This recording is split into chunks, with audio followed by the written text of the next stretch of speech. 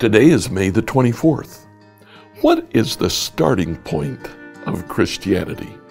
Let's find out together as we read Deuteronomy 10 through 12.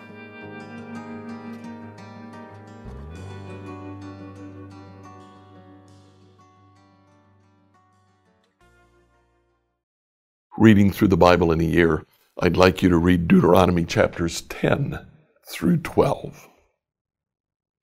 Now in these chapters, in chapter 10, Moses is again reviewing Israel's history. He goes back and he talks about the time that he cut 2 stone tablets to put the 10 commandments on those stone tablets. In chapter 10, what we see is that when Moses talks about the 10 commandments, he says that in essence, obeying the 10 commandments is all about learning to love God. Look at chapter 10, verse 12. And now, Israel, what does the Lord your God require of you? He requires only that you fear the Lord your God and live in a way that pleases him and love him and serve him with all your heart and soul. The summary of the 10 commandments is love God, love others. In chapter 11, we're actually shown that obedience is summarized in love. Look at verse 1. You must love the Lord your God and obey all his requirements, decrees, regulations, and commands. Love and obedience are equated here.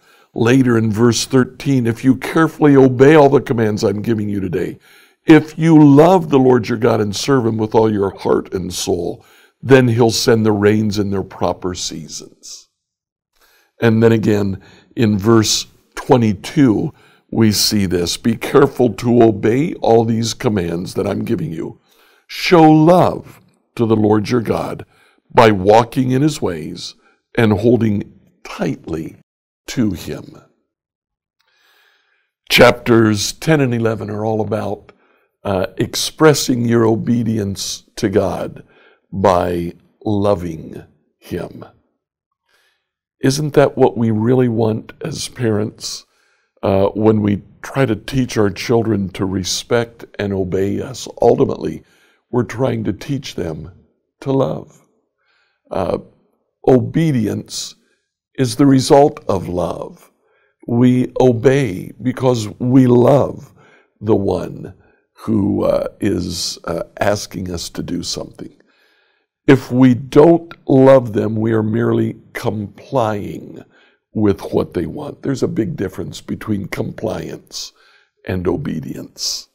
We're told that we need to love God and then obey him. Chapter 12 is all about the future temple, how God will live among his people, and they can worship God in this future temple, not like the nations do. In fact, in chapter 12, Moses says repeatedly, this is going to be different. This will be new. So we started the devotional with the question, what's the starting point of Christianity? The starting point of Christianity is actually even found in the Old Testament. Love God. If we love God, we are starting on a very positive path. Like, follow, and subscribe to this devotional on whatever platform you use to listen to it. Tomorrow, we'll look at how God is identified in the book of Psalms.